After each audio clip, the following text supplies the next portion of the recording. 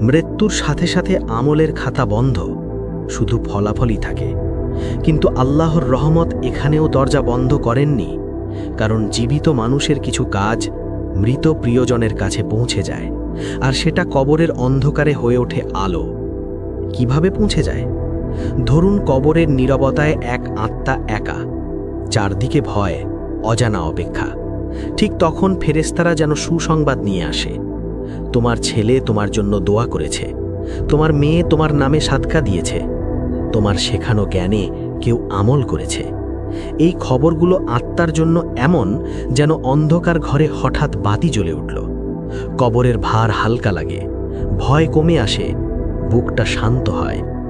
এখন আপনি বুঝতে পারবেন, মৃত্যুর পরও আপনার সাথে প্রিয়জনদের সম্পর্ক পুরো কেটে যায় না, বরং এক নতুনভাবে টিকে থাকে, দোয়া আর নেক আমলের মাধ্যমে।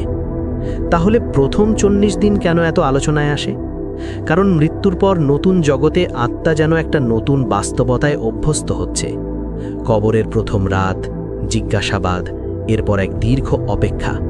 এই সময়টায় পরিবারের দোয়া, কোরআন তেলাওয়াত, সাদকা এসব তাকে খুব বেশি সান্ত্বনা দেয়। অনেক পরিবার তাই এই সময়টায় বেশি করে দোয়া সাদকা করে। এটা কুসংস্কার নয়, বরং একটা মানবিক বাস্তবতা। এই সময়েই মানুষ সবচেয়ে বেশি স্মরণ করে, বেশি দোয়া করে। আর নবী সাল্লাল্লাহু আলাইহি ওয়াসাল্লাম খুব পরিষ্কার করে দিয়েছেন, মৃত্যুর পরও ৩টে রাস্তা দিয়ে সওয়াব চলতে থাকে: সাদকায়ে জারিয়া, উপকারী জ্ঞান, সৎ সন্তান যে দোয়া করে। এগুলোই কবরবাসীর জন্য সবচেয়ে বড় উপহার। নবী সাল্লাল্লাহু আলাইহি ওয়াসাল্লাম থেকে বর্ণিত আছে, সূরা আল মুলক কবরের আযাব থেকে রক্ষা করে। ভাবুন, যে মানুষটা দুনিয়ায় নিয়ম করে এই সূরা পড়ত, আজ কবরের ভেতর সে একা নয়, তার পাশে আছে এক অদৃশ্য পাহারা, একটা ঢাল যা তাকে আযাবের ধাক্কা থেকে বাঁচায়। আর শুধু আল মুলকই না, কবরবাসীর জন্য ফাতিহা, ইখলাস, দোয়া সবই উপহার। কারণ কবরের ভেতর থেকে কেউ বেরিয়েছে আর বলতে পারে না, আল্লাহ আরেকটা সুযোগ দাও, আমি এবার ঠিক হয়ে যাব।